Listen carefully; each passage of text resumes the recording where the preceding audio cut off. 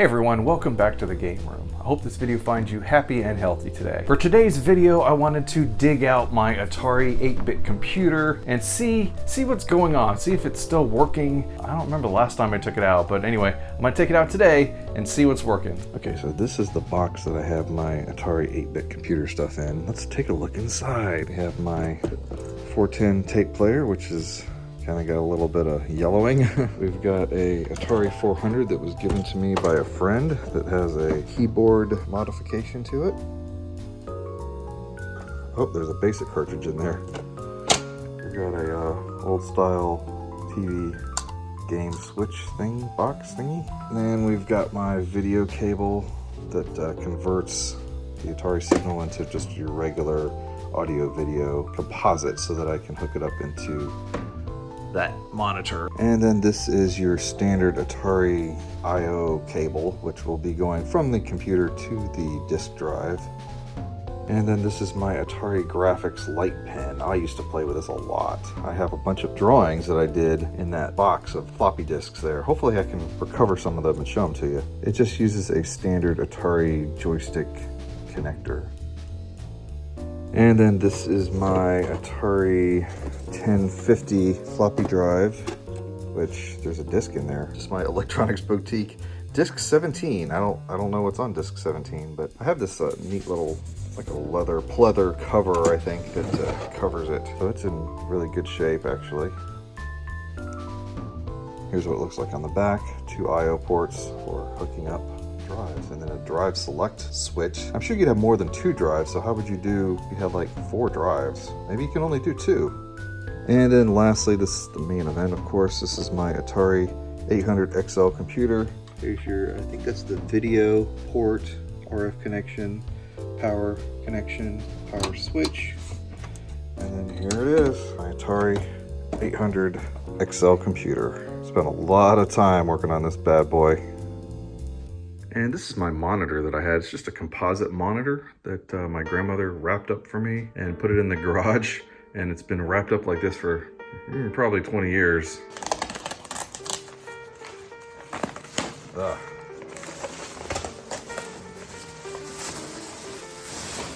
There it is. It's pretty much like any other standard monitor back in the day. Uh-oh, I wonder if my power button doesn't work. That might complicate things. Yeah, I remember there was a silver power button here, but apparently it's gone. There's no way for me to turn it on anymore, and I have plugged it in, so, yeah.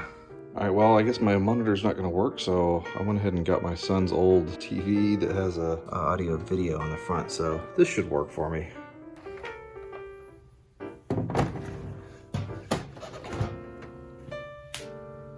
All right, now to hook up the I/O input-output cable to the Atari 8-bit computer. That's gonna go into the floppy drive.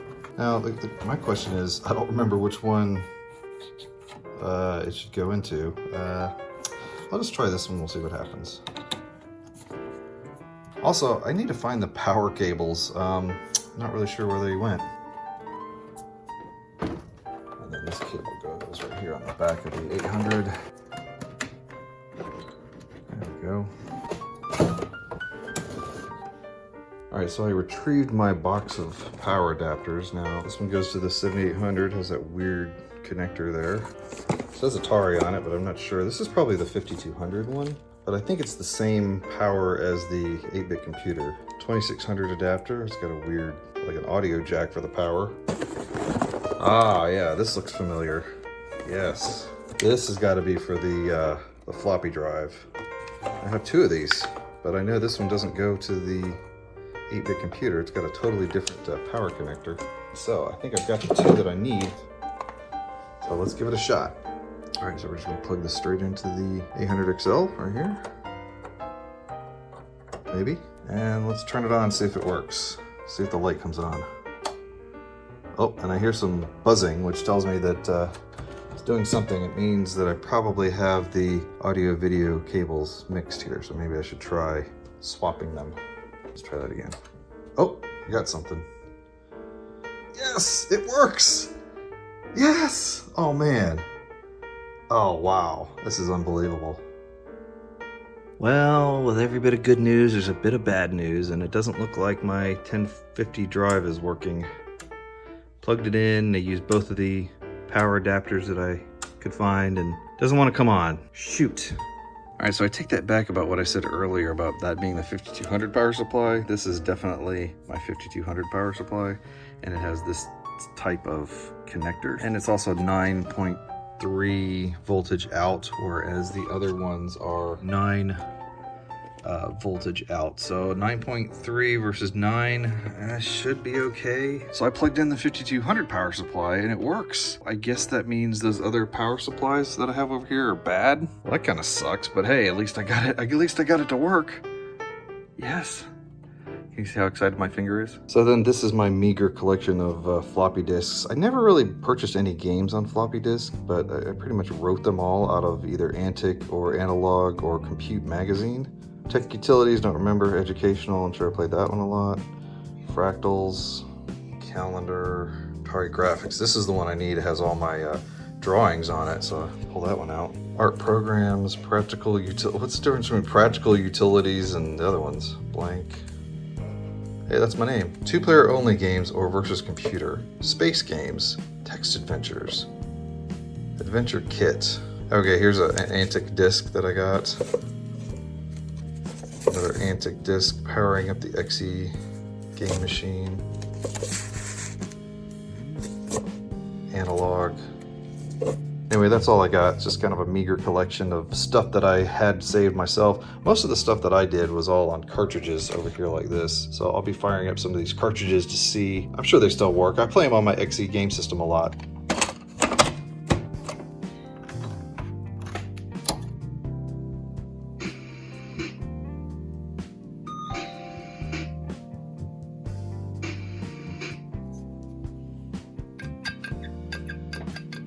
Oh no, doesn't do anything. It's not working. Come on, do something, do something. Well, it definitely still works because I took the that cover piece off right there, and you can hear it, and I can actually do it as long as that piece isn't on there. Maybe that just needs to be cleaned off or something. But as you can see, it actually works. Sort of. It was working. I can line that up just right. So I can draw. So I guess if I just tweak the pen just a little bit, maybe. I don't know if it just needs to be cleaned or what, but we should be able to get something to work. As for the disk drive, I've tried quite a few things, and all I ever get is this. Boot error. I don't know, maybe the drive just doesn't work anymore? I've tried a bunch of disks and not had any luck with it so far. Of course, it's entirely possible that this collection of discs has just died after 30-some years of not being used. All right, let's try Star Raider. It's been a while since I played this, and you kind of have to play it with a keyboard. Comes up instantly. Cartridges are just so much more reliable than these floppy disks. Start. What's wrong? What's wrong is my floppy drive doesn't work. That's what's wrong.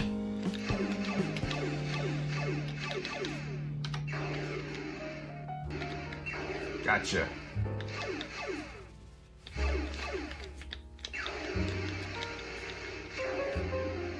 There we go. Orbit established. Stand by as we wait for the little droid to come out and replenish all my supplies. Now I can blow up the starbase. Now I'll play a little bit of Defender. It's not too bad with the joystick. You do have to use the keyboard, I think, for some of these commands. Start.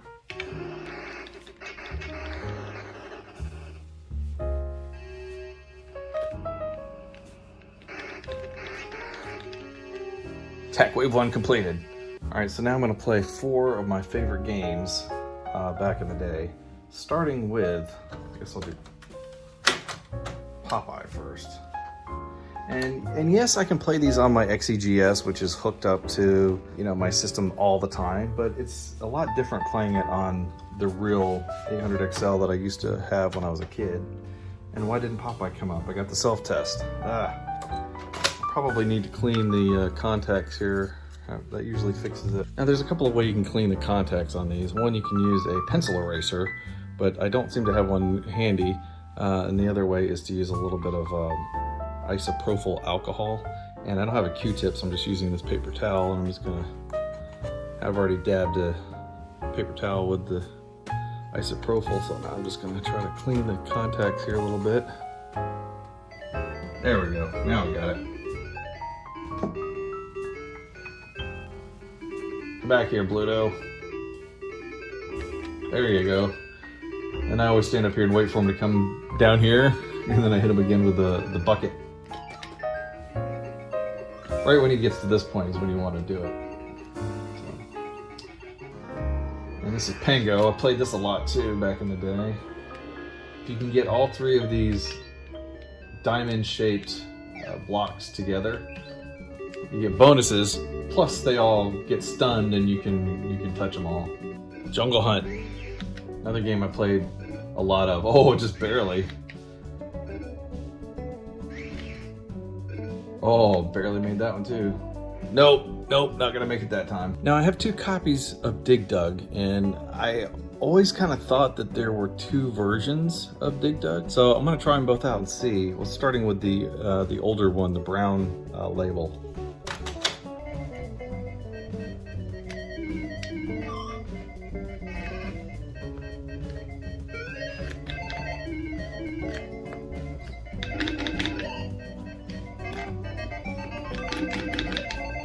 Seem to be exactly the same. All right, Donkey Kong Jr.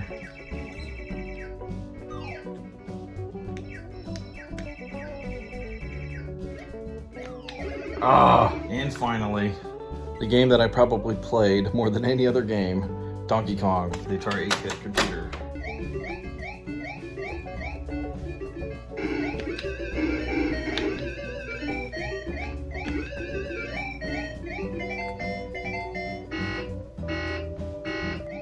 Going down, Donkey Kong.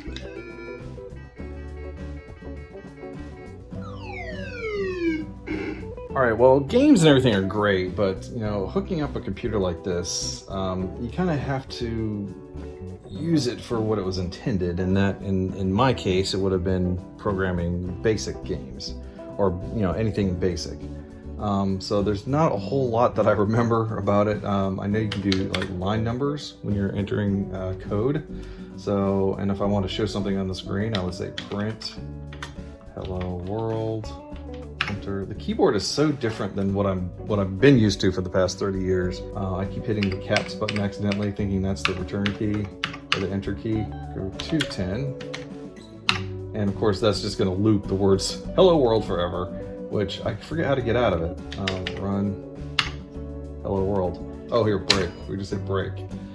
Forgot about the break key. So now if I wanted to do some graphics, I could do GR, let's say GR7, that's for graphics mode 7. And if I wanted to do a dot on the screen, I would say plot, let's say 5,5. Oh, I think I have to do color. Let's do color 5, and then yellow 5.5. Enter. So I just drew a dot on the screen there. And now I'm going to say draw to another point way out here. It's going to draw whatever this point is to whatever. Let's say 90 to 50. Boom, just draws a straight line. Now, my starting point is here, so wherever I go from here, I could draw another draw to 5, 90. See what that goes. Oh, I went that way. So now we'll do draw to 60, 5. Okay, now I'm gonna change the color.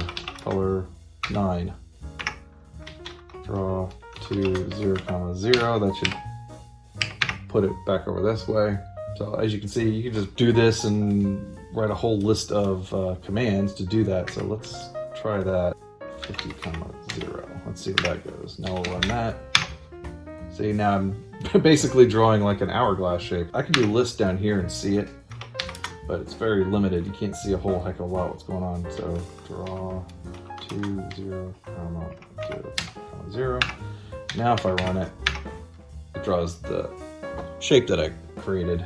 You could do all kinds of data statements and loops and things like that to make this a lot faster. But I'm just doing you a quick demonstration here. All right, now it's time to go really old school and try my Atari 410 program recorder or tape drive, along with my old conversational French language thing that I got. This is kind of cool. I have all these tapes that are conversational French. I guess this is the instruction manual. It tells you actually how to do it. How to use the computer. Insert the basic cartridge. Well, I already have basic on here. Type the word C load. Okay, that's what I'm missing. Yeah, it's been a long time. I can't remember how to do all this. But anyway, I'm gonna try this. Try this on the tape drive. I have to type C-L-O-A-D. Okay, now what? Is it spinning? Is it working? It doesn't look like it's spinning. I can hear it trying to do something, but it doesn't look like it's actually spinning. All right, looks like it's spinning. I had it on side 1 to begin with, so side 2, I guess maybe that'll work. Run? No, nothing? Nothing? Did it not? Did it quit? All right, I tried a different tape, the one that I have actually never used before, and I don't know that it worked. Run.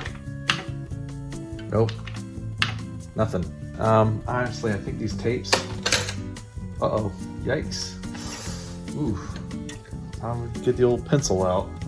Yeah, I think these tapes are a little too old. Either they don't work, or the tape drive doesn't work, or something. I don't know. But the only thing that seems to work consistently over 30 years are cartridges, because it's an actual ROM chip on there, so it's very difficult to lose any data off of those. Pretty much all the data and everything that I had from back in the day is gone. Sad, very sad. Pencil would be faster. Well, yeah, I'm a little disappointed that the floppy drive isn't working. I don't know what's going on there. I actually did run that disk cleaner that I had with it, and that didn't seem to do anything. I've read a few things online, some fixes, but if you have any ideas on how to get my floppy drive working again, that would be great. Just leave them down in the comments. Anyway, thank you all for watching. Have a great day. Remember to hit the like, share, and subscribe buttons down below, and always remember to keep classic gaming alive.